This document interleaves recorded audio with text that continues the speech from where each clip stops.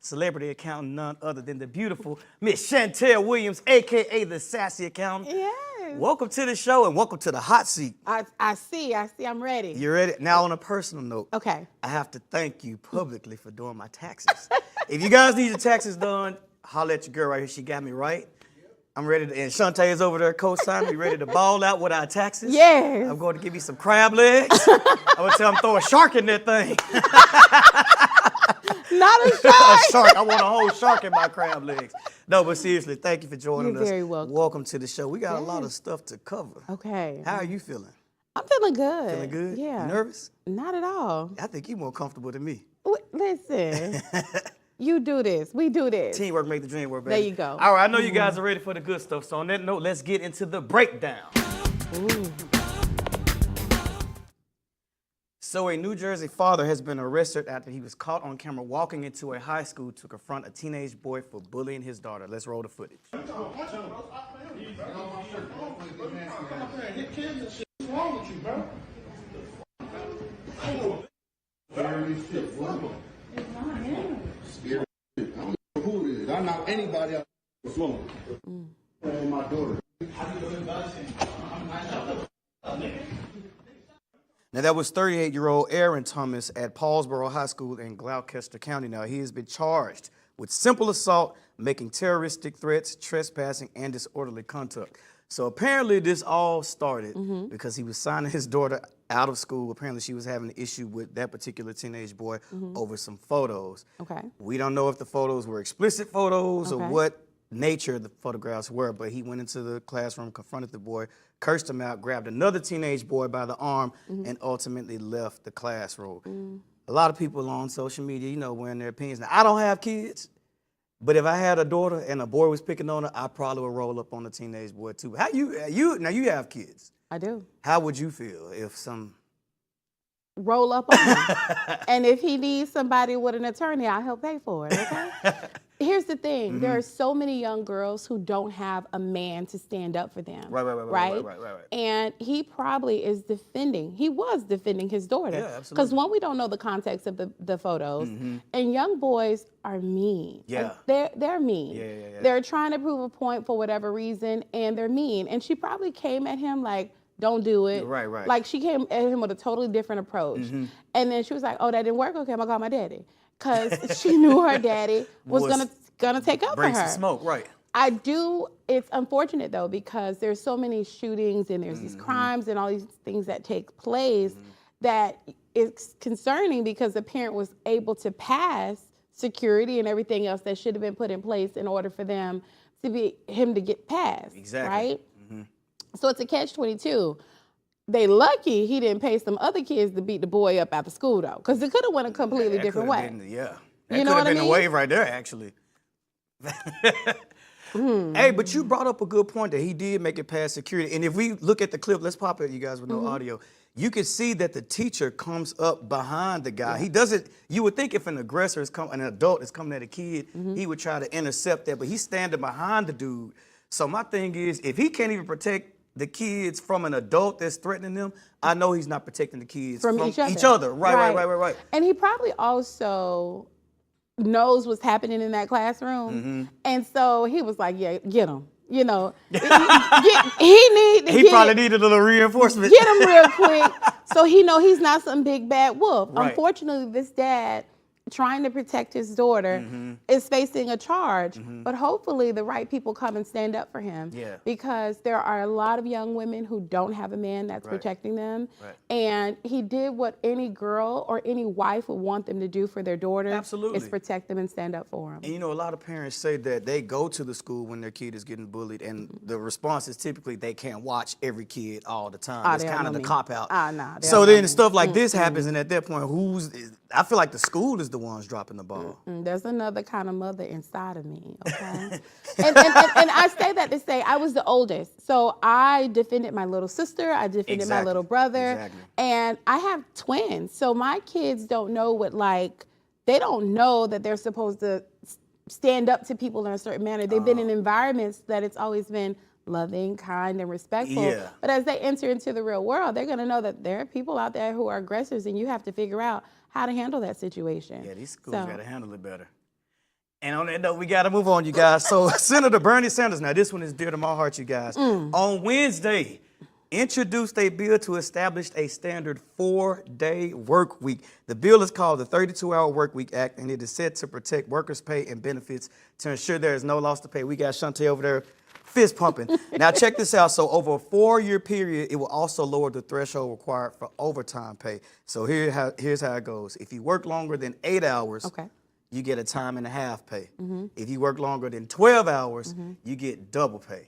Now, this has already been going on in other countries, but Bernie Sanders was saying that we are 400% more productive than we were when the 40-hour week was introduced. So there's no reason for us to have to work this hard. And on top of that, have to work second jobs sometimes. So I ain't mad at the bill.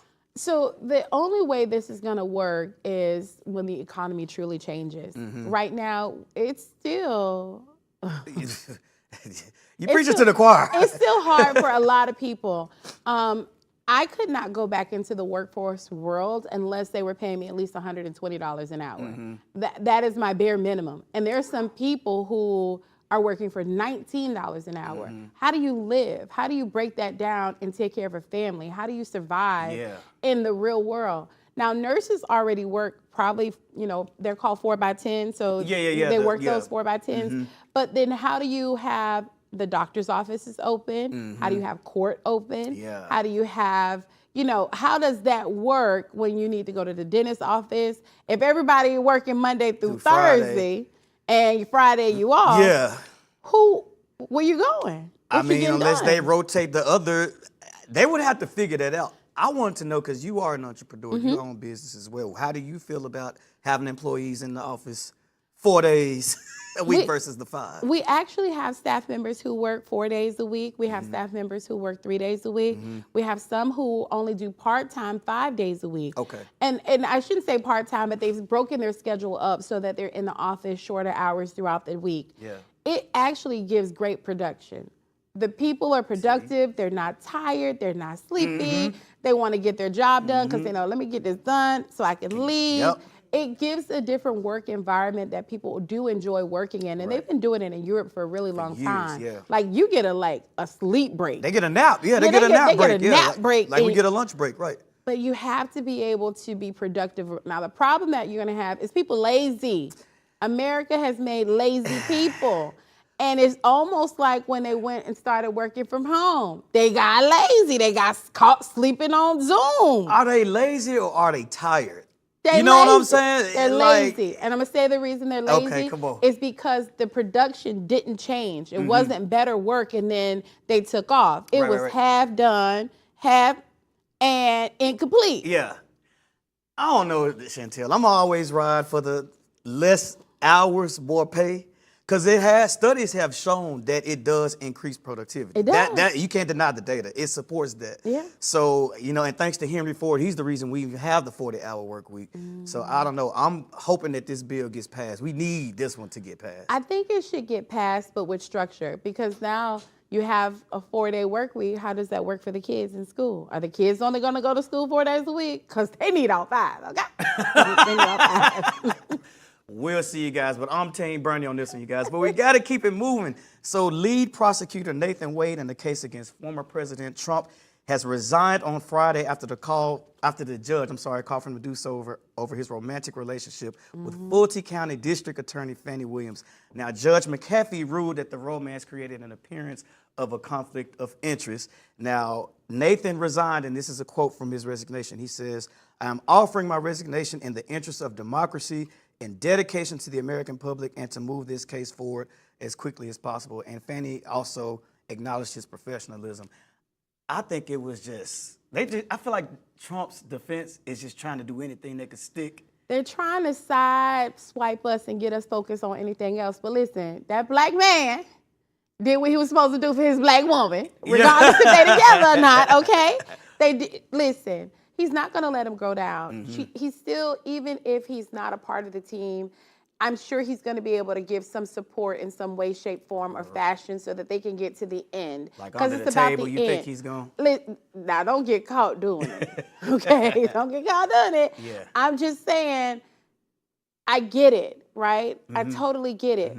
they were winning, and they had to throw an alley wrench in the case. Yeah. And they had to get us distracted long enough so that the evidence that Fannie had pulled from the beginning that was helping them win the case, they needed to figure out how to object those things so they could come back from it. It was just to buy the other side time so that they could come back and try to fight for the case. It had nothing to do with them. Because, see, my whole thing was I could see if it was a conflict of interest if she was dating someone from the opposing counsel. Then I'm like, okay, if she was dating one of Trump's defense attorneys, then okay, cool, I can see that being a conflict of interest. But they're on the same legal team, so them vacationing together, having whatever romantic involvement they had no bearings on the case. It didn't, but this goes back to him not closing out his situation right. Because he was married before her, and the other woman was hurt. And Trump's team was able to utilize a hurt woman, okay, to affect the whole situation. Because had that woman not been hurt and had been moved on with her life, they would have came to her with that, and she'd be like, "Child, please." So it was the ex that blew the lid off. Oh, she definitely had some parts in it, and another attorney who was supposed to be Fannie's best friend, like really close friend, had something to do with it too. But that goes back to us wanting to be the head in charge. You know what I'm saying? Well, I don't know how this is going to play out. I still think Trump is going to slither his way out of this. I've been saying it the whole time. But you don't think so? I don't think he's going to get away with it. I just know this this is just blowing smoke and trying to blind us. There's so many other things going on. We really have to just be cautious. You got to be cautious. You guys, we got to take a break. We'll be right back with What's Trending. The Candice AFRO Show. Let's go. Come on. Hey. The Candice AFRO Show.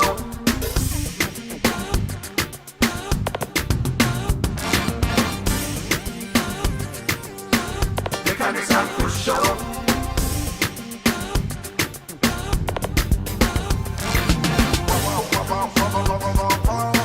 The Candice AFRO Show. Hey, man.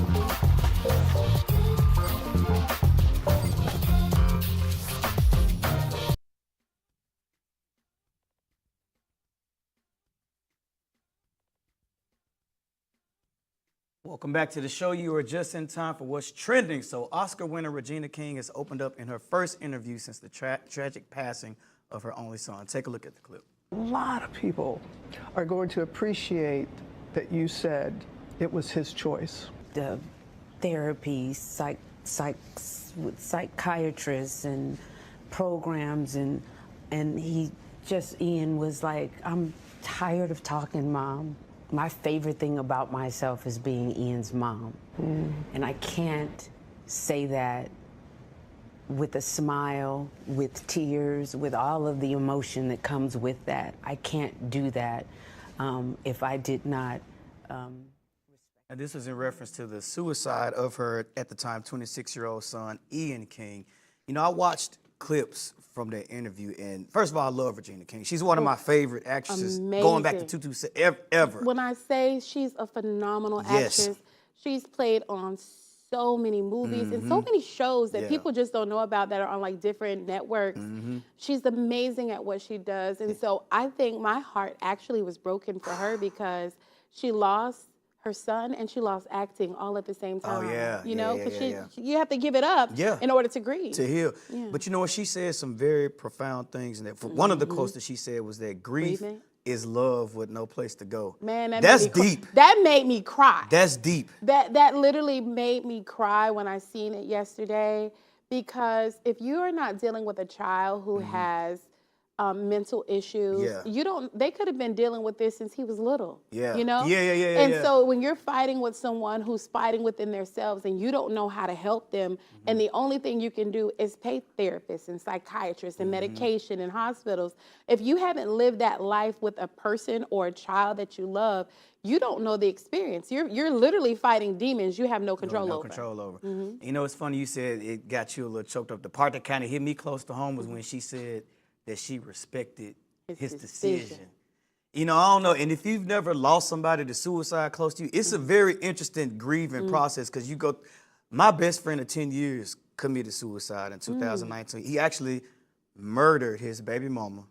He stabbed her to death, and then he committed suicide on the side of the road. And I remember when I first got the news, I remember, like, of course I was heartbroken. You know, that was like my brother, like real blood brother. Right. But then I remember being pissed off at him. Like, how how could you? The kids were in the house, you know, it's all over the news. And then it's like, and it's weird to be angry at a dead person. Yeah.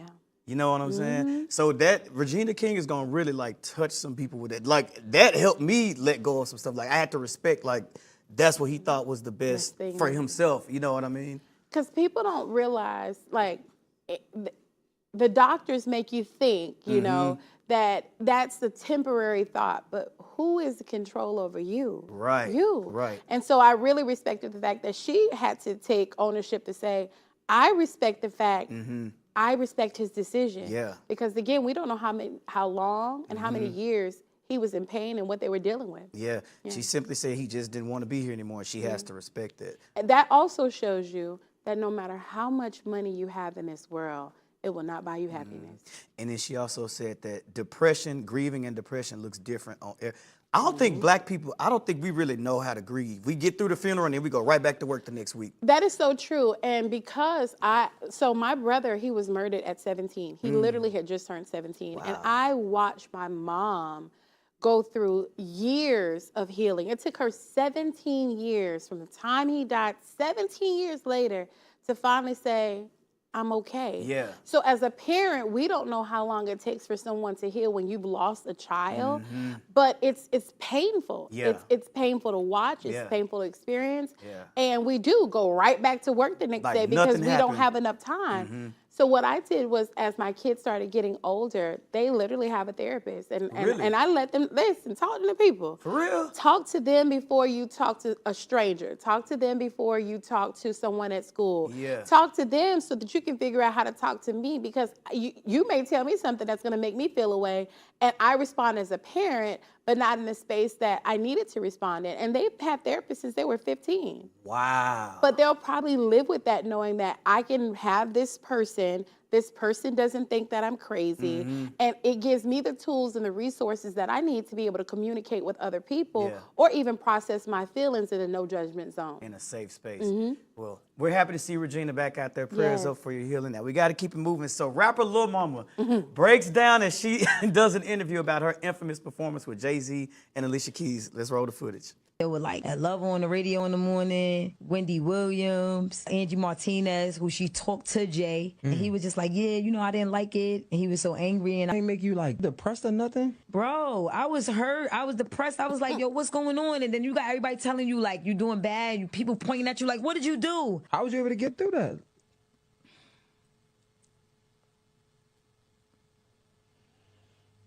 that? Now, this was from her infamous MTV VMA performance where she hopped on stage with Jay-Z. She did not perform.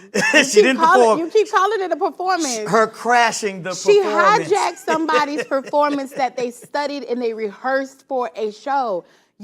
She got caught up in excitement. That's what it was. She got caught up in the love of her city. Hey, I'm from New York, but I knew not to run up on the stage with Jay.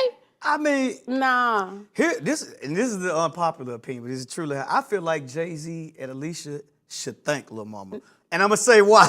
Because they still talk about it? Yes, that's the only reason we But they're remember the talking about performance. that. They're not talking about the performance. They're talking about that. But the I'm saying performance was completely overshadowed because of that. I felt like the performance, low-key, was kind of boring until the mama got up there. It probably was, but that man is Sagittarius. He crazy. Who's Jay-Z? Yeah, listen. I mean, I don't know. And it comes with respect. Yeah, it's yeah, almost yeah. like, and he, here's the thing. Bruh did like this. He tapped her. And she still. Go on now. It was one of them. Yeah. Go on now. Yeah. And she didn't even leave. She got the warning and she still stayed. So you don't feel sorry for Lil Mama? No, not at all. It definitely affected her career. Career, big time. Yeah. MC Lyte has been her manager for a lot of years, and I don't think they've been able to.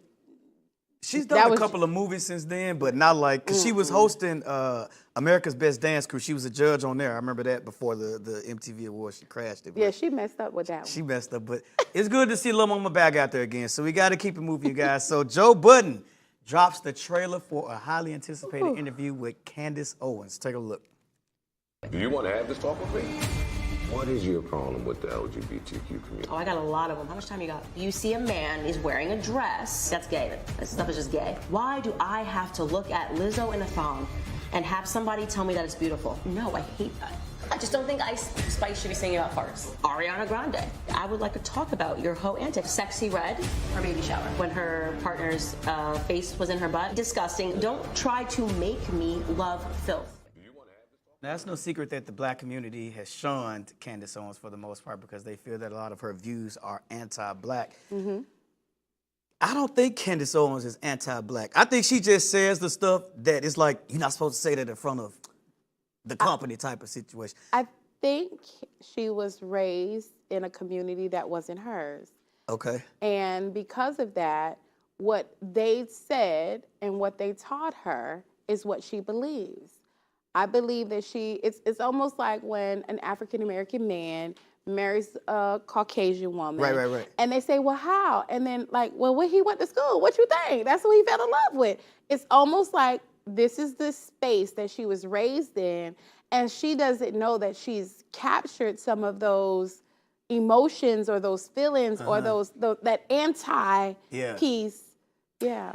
I don't know, I think people, just my opinion, I feel like black people misinterpret what Candice says a lot of times. No. Prime example, now this is what she said during the Black Lives Matter when it was at its peak during the George Floyd thing. She said, it has nothing to do with black lives when 18 black people were murdered in 24 hours in Chicago, plus 10 people shot in Brooklyn in 1 hour. The movement is about black anarchy, and I will never bend the knee to that. It sounds jacked up when she says it, but it really, if you think about it, we out here marching and protesting and looting because a guy got killed by the cops. When, like she said, 18 black people were killed in Chicago in 1 hour. We don't care about that. I get what she's trying to say. But it also is based off of the press. If the press is not getting the information out to everyone at the same time, you have access to something different from us because you're in media. In media, right. We're not in media. So because of that, we don't have the same information that you have in real time that you have in order to form that opinion. So then are you upset with us or are you upset with media for not telling us? I feel like she's upset with us for not paying attention to what the real focus should be on. You can't see what you can't see. You don't know what you don't know. You don't have access to what you don't have access to. It's like, you know, wanting to be a millionaire, but you only got access to the people on Section 8. That's your circle. You're not in the right circle.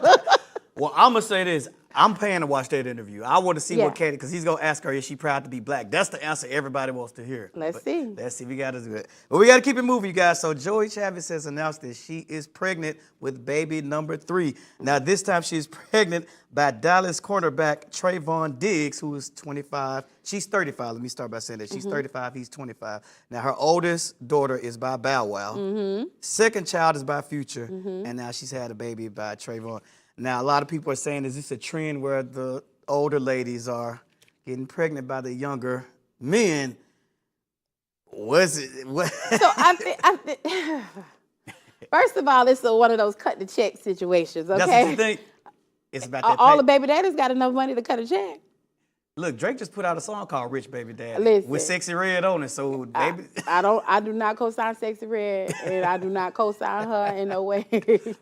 But what I will say is, I was in a marriage with someone who was 12 years older than me, and you can get caught up in a situation where you're trusting the person who's older than you to lead you and guide you and support you, and sometimes their motives have everything to do with themselves and not about you. so you don't think the age is really a factor in it? I think it's a huge factor. Oh, okay. Because they can lead you based off of what they want, not what you need. Well, we're going to see. Well, congrats nonetheless. Enjoy. We pray that she has a happy, healthy baby. Yes, we do. Chantel, thank you for filling in for Candice. Anytime. We'll see Candice back on Monday, I suppose. I know she's watching. But thank you guys for tuning in. You guys have a safe weekend. We will see you same time, same place on Monday.